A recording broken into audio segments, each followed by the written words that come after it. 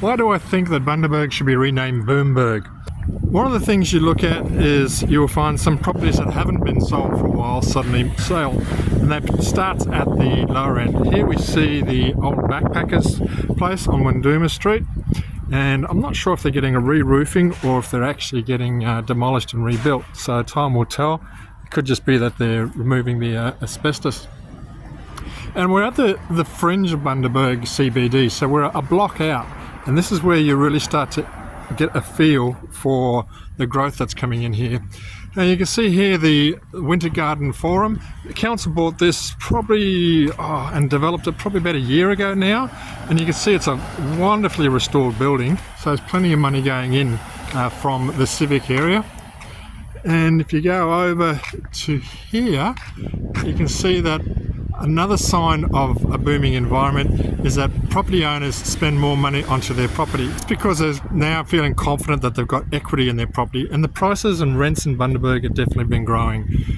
In Burbank Street, gee whiz, it's not unusual to hear tenants complaining because their rents doubled, but that's also coming from a very low base. And I'll pop up another shot here of the old backpackers that was burnt down years ago, and you'll notice that that's now been redeveloped to a very nice childcare centre, very highly appointed.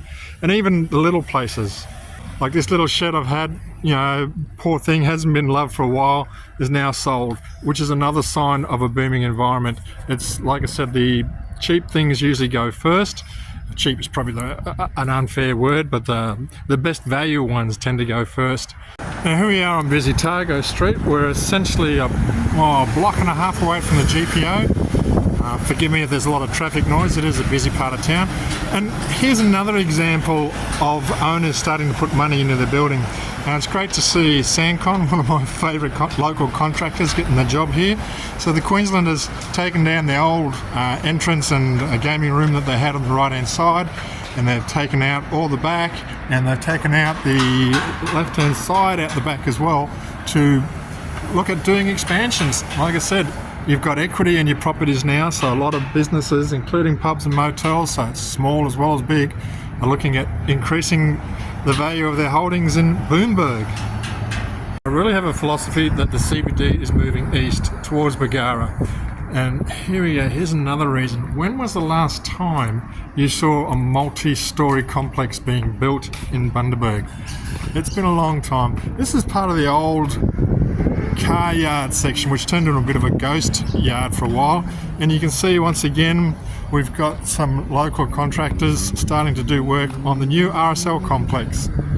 So it might be hot and humid, but she's going to be nice and big and air conditioned. I don't know how many stories she's going to be, but she's going to be a big project.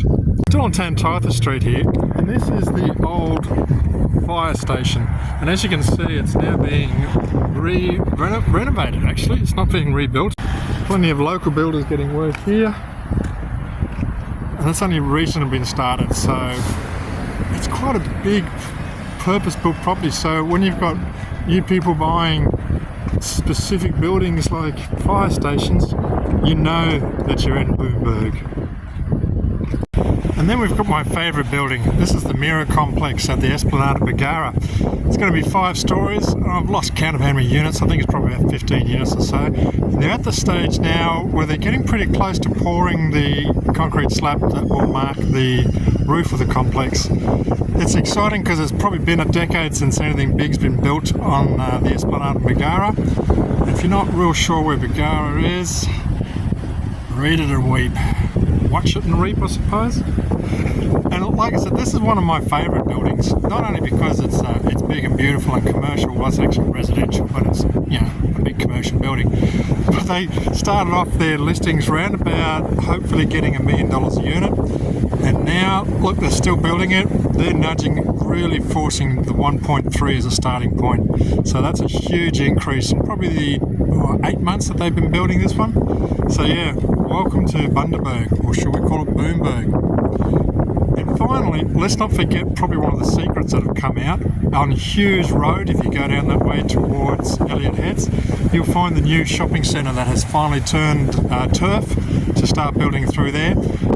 And that will service the real growth area of Innes Park as well as Elliott Heads. So yeah, it's just getting bigger and bigger at Bundaberg. What a great place to be. Developers moving in, you've got owners looking at improving their property, and you've got properties that probably haven't sold previously suddenly becoming very much in demand. So yes, I think we should be voting for Bundaberg to be renamed Boomberg.